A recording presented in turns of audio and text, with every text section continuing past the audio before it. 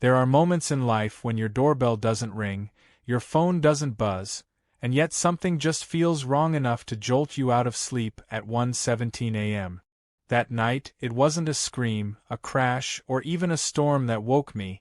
It was the sound of a faint metallic whirring, sharp and rhythmic, like a dentist's drill chewing through enamel. I rolled out of bed, not sure if I was dreaming or if something outside was going terribly sideways. As I peeked through my curtain, there she was. Karen, the HOA president, kneeling beside my mailbox in her robe and flip-flops, her face lit like a horror movie under the glow of her handheld drill. She was halfway through boring a hole into the side of my federally issued mailbox. And here's the part that made my heart race with disbelief and amusement. My mailbox had a hidden motion-triggered camera inside it, and it was recording every last second. That woman wasn't just breaking HOA rules, she was committing a federal crime in fuzzy slippers. The absurdity of the situation almost made me laugh out loud. This woman, who just last week fined my neighbor for having lavender plants too close to the sidewalk, was now trespassing on my property in the dead of night and literally vandalizing federal equipment. I pulled my phone out and double-checked the feed. Crystal clear footage. Full facial profile. Power drill and all. And just like that, the sleepy fog in my brain lifted and was replaced with something far more satisfying: clarity. This wasn't just petty HOA harassment anymore. This was leverage. Earlier that week, Karen had sent me a typed letter, on official HOA letterhead, mind you, stating that my mailbox was inappropriately industrial in aesthetic and a probable security threat to the neighborhood. For context, it's a heavy-duty USPS-approved locking mailbox that looks a little like a safe. I installed it after 2 of my packages disappeared last month, including one that held my newly signed mortgage refinance papers. After a long chat with the USPS inspector and my insurance company, I upgraded to the federal model with a hidden interior cam, part of a pilot program for mail theft prevention. Karen hated it. She called it a neighborhood eyesore and accused me of militarizing the mail. I didn't respond. I figured she'd lose steam eventually. Instead, she escalated. She posted in our HOA Facebook group claiming that Jack's mailbox is a hazard to children and makes the cul-de-sac feel like a prison yard. It was absurd. The neighborhood mostly rolled their eyes, but Karen had her usual trio of bootlickers who supported anything she said, no matter how unhinged. I ignored it, assuming she'd just hit a wall of boredom and back off. I was wrong. So now, standing barefoot in my living room with surveillance footage in one hand and my jaw on the floor, I debated whether to go outside or call the cops right then. Instead, I decided to give her enough rope. Let the camera keep rolling. She crouched, squinting into the new hole she'd just made. Then, bizarrely, she reached in, grabbed something from the outgoing mail slot, and tucked it into her robe. I couldn't believe it. She had just stolen a piece of outgoing mail. Right on camera. I didn't even know what it was, but it didn't matter. She had crossed a serious line. I stood there, feeling that surge of mixed emotion. The kind that sits somewhere between anger and anticipation. This wasn't just some HOA fine anymore. This was federal territory. Mailbox tampering, theft of mail, trespassing. That mailbox had "Property of the United States Postal Service" embossed right on the side in metal. This wasn't some ornamental lawn decor she could mess with. It was like drilling into a street lamp and claiming it clashed with your aesthetic. I waited until she finally walked off, back hunched, drill still in hand, looking like a raccoon who had just robbed a vending machine. I slipped on shoes, stepped outside, and inspected the damage. Sure enough, she'd punctured the lower half of the box and left a ragged gouge near the mail compartment. I popped it open and checked the interior. My camera still intact, recording, and blinking with battery health at 78%. The microSD card was already half full, and I hadn't even begun the real fight yet. I grabbed it, popped it into my laptop, and let the footage transfer over. The next morning, I went through the video frame by frame. The camera had caught her creeping across the yard, flashlight in her teeth, and kneeling down like she was breaking into a safe. The best part? Right after she drilled in, she looked straight at the mailbox and muttered, "Bet you think you're smarter than me." Karen was arguing with an inanimate object. This was gold. I knew exactly who to call. Before noon, I had filed a formal complaint with the local USPS inspector's office and submitted the footage. The officer I spoke with didn't even try to mask his reaction. He chuckled out loud and said, "We've been waiting for something solid on that woman. You might have just handed us a case." That was all I needed to hear. But I wasn't going to stop there. Karen didn't know I had a backup camera too, mounted just above my porch light. It caught the entire front yard, which meant I had double-angle coverage of the entire incident, including her walk up and walk away. I packaged it all together. Footage from both angles, timestamps, voice transcript, and photos of the physical damage. Then I did something bold. I sent a summarized report to the entire HOA board. I didn't include any snark or commentary. Just the raw facts. The incident. The federal implications. The evidence. And the final sentence. I recommend an immediate board review of this member's behavior for the safety and liability of this neighborhood. An hour later, one of the quieter board members, Marvin, messaged me privately. "Jack. Holy crap. You just torpedoed the Queen."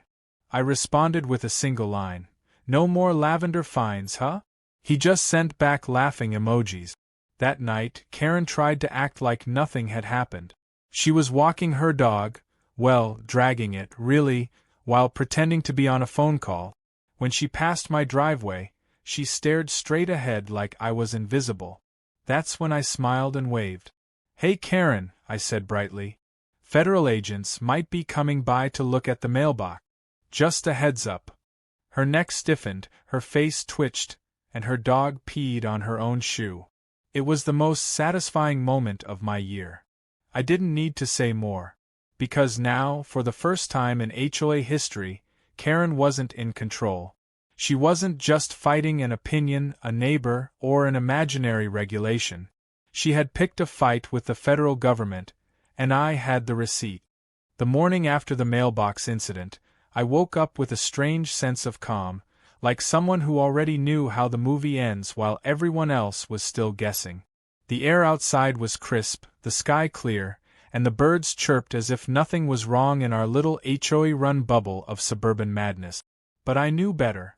My mailbox still bore the scars from the drill Karen had wielded like some suburban jackhammer, and my footage had already made its way into the hands of someone who actually mattered, the United States Postal Inspection Service.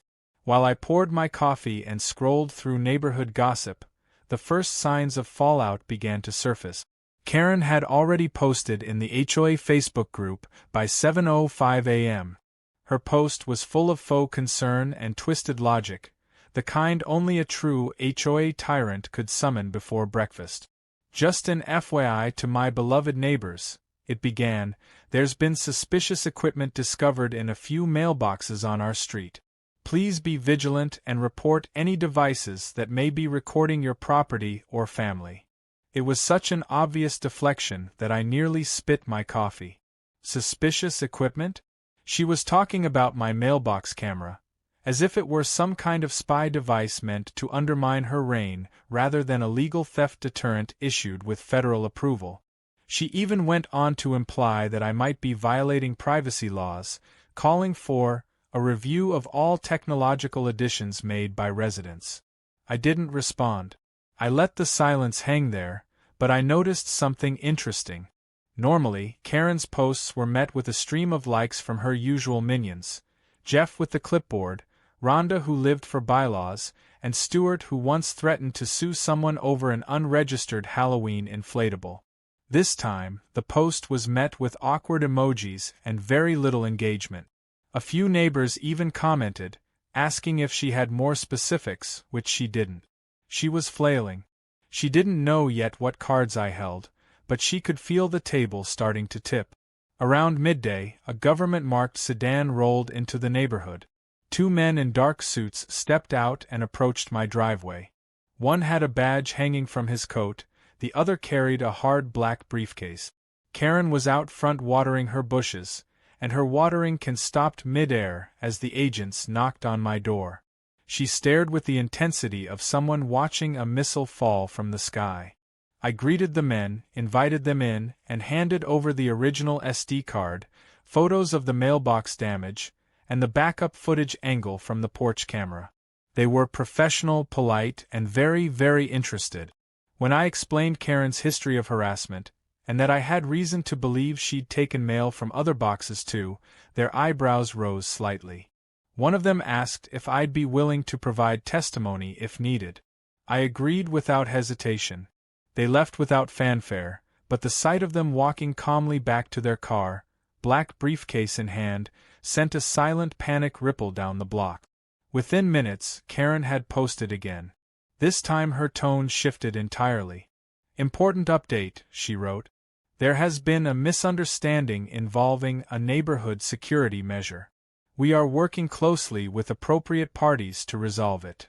It was the most watered-down backpedal I had ever seen, and it was glorious. Karen, the self-proclaimed protector of HOA order, was now publicly trying to spin a federal investigation into a misunderstanding. But her day was only getting worse.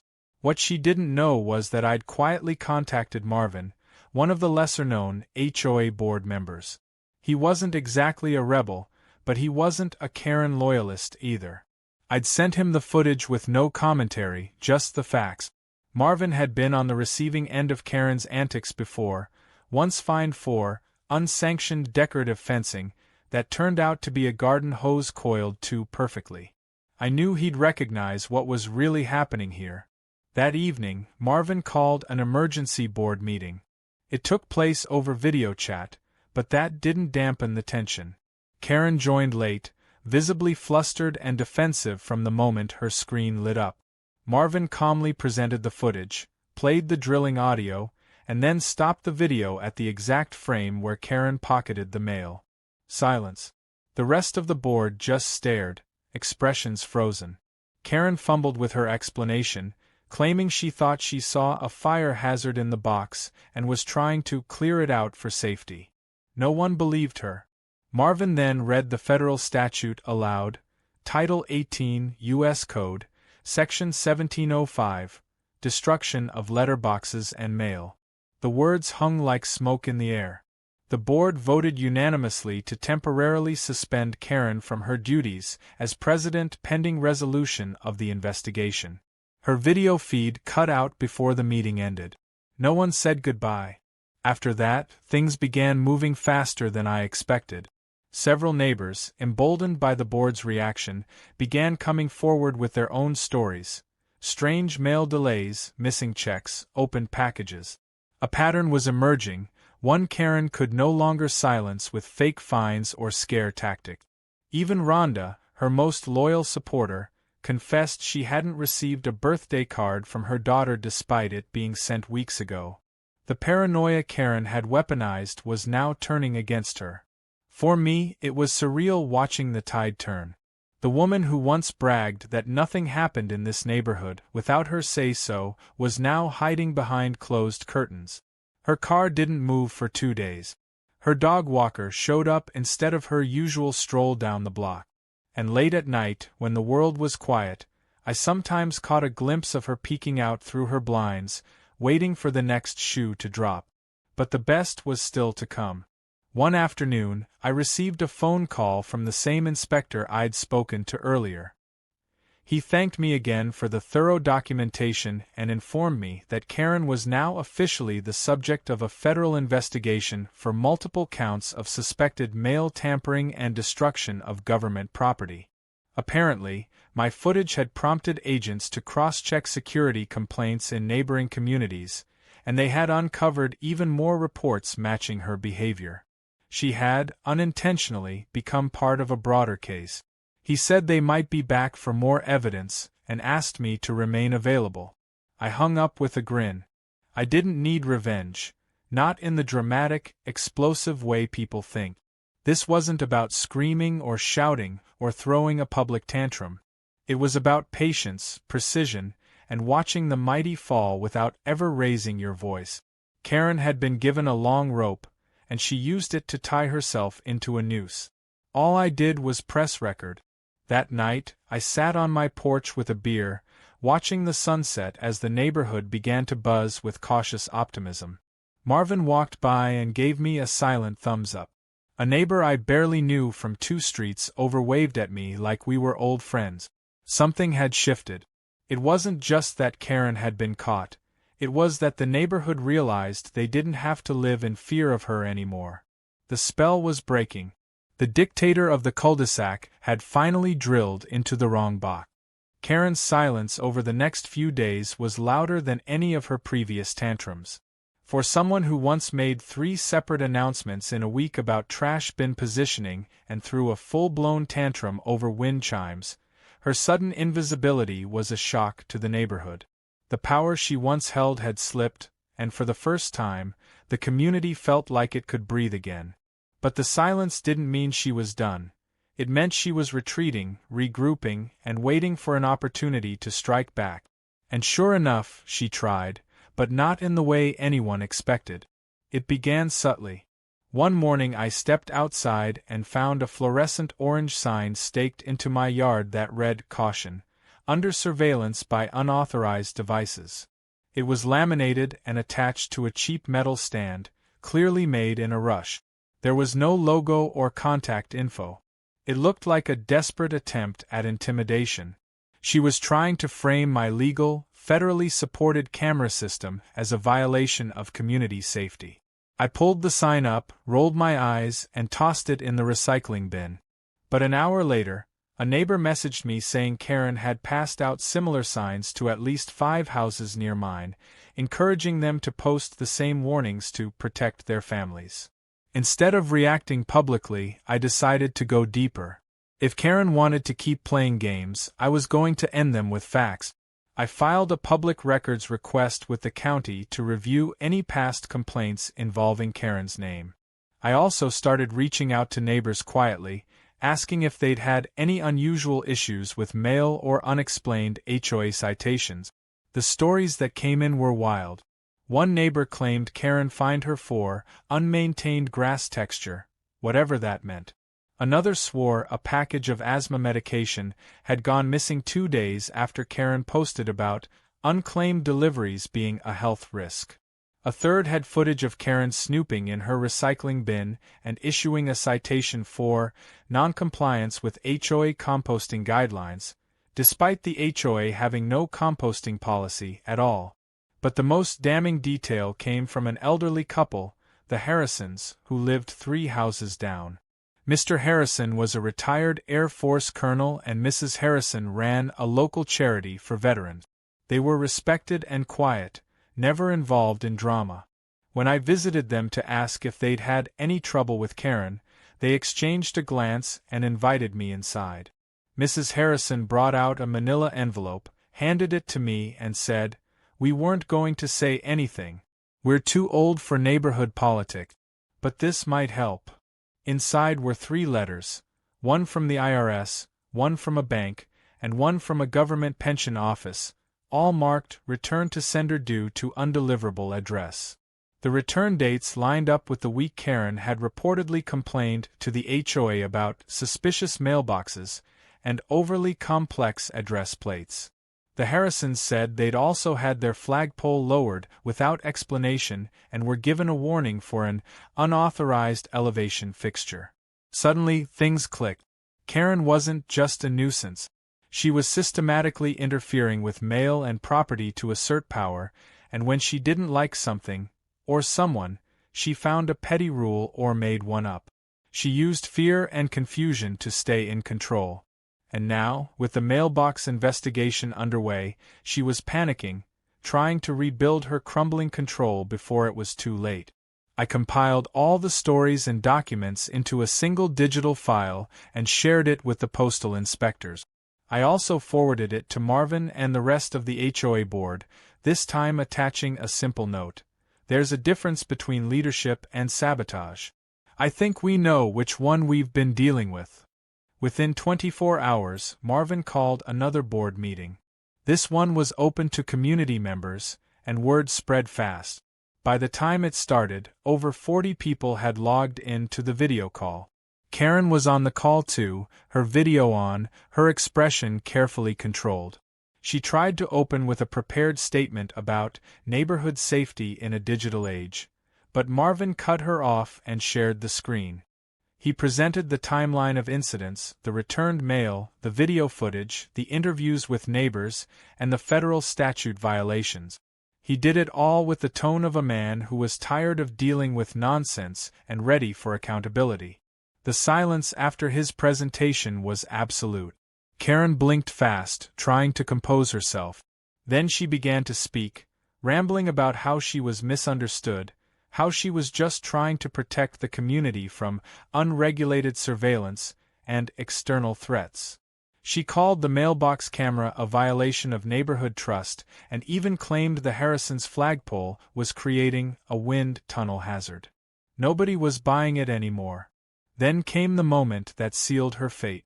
Marvin shared one last screen, a copy of Karen's application to the HOA board, signed 5 years earlier. In it, she checked the box indicating no criminal history. But what Marvin had also received was a background check conducted after the USPS began its investigation. Karen had pleaded no contest to a misdemeanor charge of mail fraud in another state nearly a decade ago. It had been sealed and expunged, but it was enough to show she had misrepresented her past and violated HOA ethics guidelines. The board voted unanimously to remove her from any current or future leadership roles, effective immediately. Karen's video feed cut out mid-meeting. She didn't even stay to hear the rest. No one defended her. Not Jeff, not Rhonda, not Stuart. They all sat in stunned silence, realizing that the person they had backed for years had built her authority on lies, manipulation, and now federal crimes. Over the next few days, the neighborhood felt like it had undergone a strange kind of cleansing. Karen no longer patrolled the sidewalks with her clipboard. The stream of warning letters and fines dried up. Neighbors who used to keep to themselves started chatting more on the sidewalk, waving from porches, helping each other out with yard work. For the first time in years, it felt like we were a real community instead of a neighborhood ruled by fear. Karen, for her part, went quiet. Her car stayed parked, the blinds stayed shut, and her dog now barked from the inside of a house that once loomed over us all like a watchtower. But the final nail hadn't landed yet. One afternoon, a certified letter arrived addressed to her, this time from the federal prosecutor's office. I didn't have to read it to know what it meant. She was going to have her day in court. As for me, I spent more time outside. I upgraded the mailbox camera with a solar backup and even helped 3 neighbors install the same federally issued model. We joked about starting a security club, and one of the kids in the neighborhood drew a cartoon of Karen in a villain cape trying to sneak into a mailbox and getting zapped by lasers. We hung it on the community board, and no one took it down. What started as a single act of petty vandalism had become something bigger. It wasn't just about the mailbox. It was about standing up to the type of person who thinks rules don't apply to them, who believes fear equals power, and who confuses control with leadership. Karen had drilled into the wrong box, literally and metaphorically, and now she was the one boxed in, while the rest of us finally breathed free. The calm that settled over the neighborhood after Karen's fall from grace didn't last long. People thought she might retreat, accept her fate, maybe even move away quietly. But this was Karen, the woman who once filed a noise complaint because someone's wind chimes sounded aggressive. She wasn't wired to back down. So when the retaliation came, it wasn't just petty, it was unhinged. It started with the sidewalk. One morning, I stepped out to grab my newspaper and saw the word spy spray-painted in crude black letters across the concrete in front of my house. Not subtle, not clever, just loud and desperate. It was still wet. The fumes hit me before the visual did, and I didn't even need to check my security footage to know who had done it. But I checked anyway. Karen's unmistakable silhouette appeared on camera at 2:13 a.m., hood up, can in hand, glancing around like a raccoon in a heist movie. I sent the footage to the local police along with a report. They confirmed it as vandalism and filed it without hesitation. And because the damage was public, not just private, it gave the HOA further grounds to pursue sanctions. Later that day, as if nothing had happened, Karen emerged from her house with a watering can and pretended to tend to her front yard like she hadn't just tagged a neighbor's pavement like a rebellious teenager. I waved at her, calm and pleasant. She turned her head and pretended not to see me. It was all part of her performance. She wasn't trying to win anymore. She was just trying to provoke a reaction, anything to show she still mattered. A few days after the vandalism, I got an official-looking letter taped to my door. Not mailed. Taped. It wasn't from the city or the HOA. It was written in Karen's signature clunky legalese. The letter claimed I had violated multiple, unapproved surveillance protocols, and demanded that I cease and desist all private monitoring of public walkways. It also warned that she had filed for a restraining order against me due to ongoing psychological warfare. The irony almost made me laugh. The woman who drilled into my mailbox and stole my mail was now accusing me of psychological warfare for owning a camera. Of course, I forwarded the letter to my attorney, who practically choked on his coffee reading it. He filed a counter-report and contacted the city attorney's office, flagging Karen's behavior as harassment. Her restraining order filing was rejected by the court within 48 hours for lack of evidence and being, in the judge's words, spite-motivated. That didn't stop Karen, though. She marched down to the local news station next. One evening, I was watching TV when my phone buzzed. A friend from across town sent a photo of their television screen. There she was, Karen, on the local 6 o'clock news, standing at the edge of our cul-de-sac in front of a news camera, talking about the growing danger of tech-enabled stalking in suburban communities. She didn't mention me by name, but her vague descriptions, a man with surveillance technology embedded in his mailbox and constant digital scrutiny, were about as subtle as a marching band in a library. The story was short, one of those filler pieces they run during a slow news cycle, but it was enough to light up the neighborhood chat. Most people laughed it off. Some were angry. A few were confused. But no one was convinced. That night, I had a long conversation with Marvin, the board member who'd been instrumental in getting Karen removed. He told me that the board had received several calls from residents asking if Karen was still allowed to speak on behalf of the HOA. She wasn't. She had no authority, no role, no right to represent anything but her own delusions. Marvin said the board was preparing a formal notice to clarify that to the entire neighborhood. Meanwhile, the federal case was moving forward. The postal inspector called me again, thanking me for continuing to send updated footage and reports. They'd expanded their investigation based on what I'd provided, and Karen was now being looked at not just for my incident but for potential interference in at least 3 other neighborhoods where she had formerly lived or owned property. She had a pattern, a long, carefully hidden one, and now it was unraveling faster than she could contain it. Then came the moment no one expected. One of the inspectors forwarded me a piece of public information that had just become available, a copy of the formal criminal complaint filed against Karen. It listed 4 counts: destruction of federal property, mail tampering, theft of postal contents, and obstruction of federal investigation. It was surreal reading it. All of it stemmed from that one moment, that absurd night when she decided to drill into my mailbox. A single impulsive act had become the gateway to her entire empire of abuse collapsing. But even with all that, Karen still wasn't done. One afternoon, she stood in the middle of the street screaming at a neighbor's landscaper, accusing him of using a government tracker disguised as a leaf blower. The man, completely baffled, packed up his tools and drove off.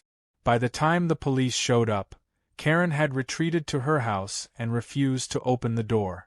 It wasn't the first call they'd received about her recently.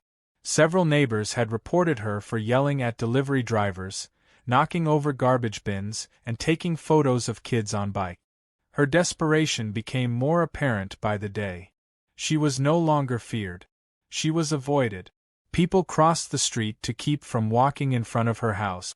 What used to be her fortress of power was now a sad, decaying shell with blinds always shut and a patchy lawn that hadn't been properly mowed in weeks. The dog walker stopped showing up.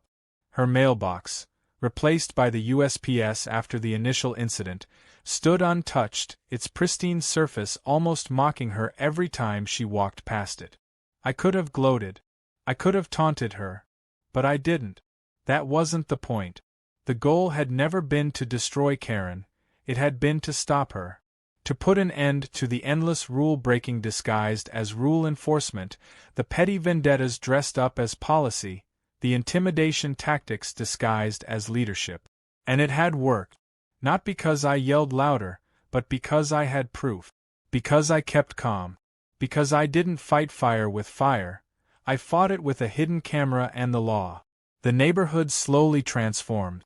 The board began updating outdated regulations, cleaning out Karen's arbitrary additions. They revised the mailbox guidelines, formally adopting the federally approved designs, and even hosting an installation day where residents could upgrade theirs with HOA subsidized discounts. Kids rode their bikes without fear of getting warnings. Neighbors chatted over fences instead of hiding behind them. People even started planting lavender again. Karen remained holed up, stuck in a house that now felt more like a prison. Occasionally, her curtain would twitch as people passed by, but no one waved anymore. She was no longer the voice of the community, she was its cautionary tale. And she knew it. Every quiet laugh she heard from her window, every dog bark, every Amazon truck rolling by without her permission, reminded her that her control was gone. That no one was listening anymore. Her fall wasn't theatrical. It wasn't loud or dramatic in the way she probably imagined others would treat her downfall. It was slow, unforgiving, the kind of unraveling. It was almost poetic how the neighborhood began to thrive the moment Karen went quiet. There was a newfound peace in the air, like a long overdue exhale from people who had been holding their breath for years. Lawns looked greener, not because they were regulated, but because people finally felt like their home was their own again. The fear of some unexpected citation taped to a window or an angry confrontation over a garden gnome vanished. People had space now, not just on their properties but in their minds. But as the rest of the community healed, Karen's world continued to shrink into something cold, bitter, and inescapably lonely. When the formal court summons arrived at Karen's house, no one had to be told. The manila envelope bearing the federal insignia was handed to her directly by a plainclothes agent. It happened on a Saturday morning, while she was outside in her bathrobe trying to sweep leaves off her driveway with an old broom. The agent walked up the path, handed it to her without a word, and turned to leave. Karen stood frozen, envelope in hand, her mouth slightly open, like the wind had been knocked out of her. The neighbors watched from behind curtains and car windows. No one said anything. They didn't need to. The delivery itself was a statement. The charges were real. She would be standing in federal court within weeks, and while the exact penalties were still being sorted, the combination of vandalism, tampering with federal mail, and obstruction of investigation meant she wasn't walking away with just a fine. The story even started to ripple beyond our quiet corner. A local journalist picked it up, and then it hit one of those viral justice blogs that specialized in entitled people getting their comeuppance. The headline read, "HOA President Caught Drilling into Neighbor's Mailbox, Didn't Know It Was a Federal Sting Cam." And underneath was a still image of Karen mid-drill, eyes wide, mouth tense, caught perfectly by my hidden camera. I never spoke to the media, but someone had leaked just enough footage to tell the story. They didn't mention names or addresses, but anyone who lived nearby knew exactly who it was. For a woman obsessed with control and appearances, the exposure was devastating. Her name wasn't needed. The internet dubbed her Mailbox Karen, and the comments were relentless. Strangers joked about how she probably fined birds for flying too close to rooftops or issued citations for improperly aligned flower petals. Some even speculated about a Netflix documentary. It became bigger than any of us expected. But we weren't interested in fame.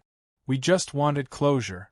And as it turned out, that came not in the courtroom, but on our very own street in the form of a farewell barbecue. It was Marvin's idea, naturally. After everything we'd endured, the HOA wanted to reintroduce itself to the community, rebuild trust, and celebrate the end of Karen's reign with something simple and joyful. So flyers went out. Neighborhood Reconnect Barbecue, all are welcome, except one. That little tagline alone was enough to get everyone talking. The turnout was massive. Kids played in the sprinklers, dogs ran free, and neighbors mingled like long-lost friends. Someone brought a bounce house. Someone else rigged up a projector for a backyard movie night. And then, when the sun began to set, Marvin took the mic. He thanked everyone for coming, spoke about how rules should protect, not control, residents, and introduced a proposal for a community improvement fund that would let residents vote on how to spend and used HOA fees. It got a roaring round of applause. Then he looked over at me and gave a nod. It was time. I stepped up to the small wooden podium, holding a shoebox-sized object covered in cloth. I told the crowd I had one last thing to share, and when I pulled the cloth away, everyone erupted in laughter. It was a miniature bronze mailbox mounted on a wooden base with a plaque that read, "In loving memory of HOA control freakery, don't touch the mail." Beneath that, in smaller print, it said, "Presented to Karen. May she finally learn the law." It wasn't cruel. It wasn't mocking. It was closure wrapped in humor. A reminder of how far we'd come and why we'd never go back. Of course, Karen wasn't there to receive it. Her house was dark that night. The blinds stayed shut, as they always did now, and her car hadn't moved in days. But word traveled fast, and I have no doubt she heard about it by the next morning. And just like that, the neighborhood shifted again. The sign at the entrance was repainted. The HOA bylaws were reviewed and simplified. People started suggesting murals, community gardens, even a local scholarship fund. It was like someone had taken the neighborhood and turned the volume from gray to color. As for Karen, the last we heard she was planning to sell her house. A for sale sign went up one morning without warning. It stood crooked, leaned a little too far to the left, and seemed like a metaphor for everything she had built. When the realtor showed up, he looked confused. One of the neighbors, a woman who'd once been fined by Karen for having a hammock between two trees, offered him lemonade and a quick history lesson. He laughed, nodded, and said, "That explains a lot." Her departure wasn't loud. She left the way a shadow recedes when the light is finally turned on. One day, a moving truck arrived. By sunset, she was gone. No goodbyes. No final declarations. Just a hollow house with peeling paint and a mailbox that now stood untouched. No camera inside, but no threat either. Just a box, as it should have been. The new neighbors who eventually bought her place were a young couple with a toddler and a golden retriever. They had no interest in bylaws, regulations, or power plays. They planted sunflowers along the edge of the yard and waved at everyone who walked by. One of the first things they did was walk over and ask about installing a community bulletin board. Not a surveillance system. Not a noise policy. Just something that made people feel connected. I still get asked from time to time if I miss the drama. If I ever think about what might have happened if I hadn't installed the camera, hadn't spoken up, hadn't stood my ground. And the answer's simple. I don't miss it. I don't miss the fines, the fear, the constant walking on eggshells. What I do remember, though, is the moment when I realized that one act of defiance, a simple, quiet decision to protect my own property, could be the first domino in toppling something toxic. And that's a lesson worth holding on to. Because sometimes, the only thing standing between peace and chaos is a person who refuses to be bullied. And sometimes, the smallest things, like a mailbox and a hidden camera, are enough to remind everyone where the real line is drawn. So now, when I check the mail each morning, I don't just look for letters. I look around the street and see kids playing, neighbors chatting, and fences being built not to divide, but to define space respectfully. I see a community, and I see the space Karen used to occupy, now filled with something better, something real, something earned,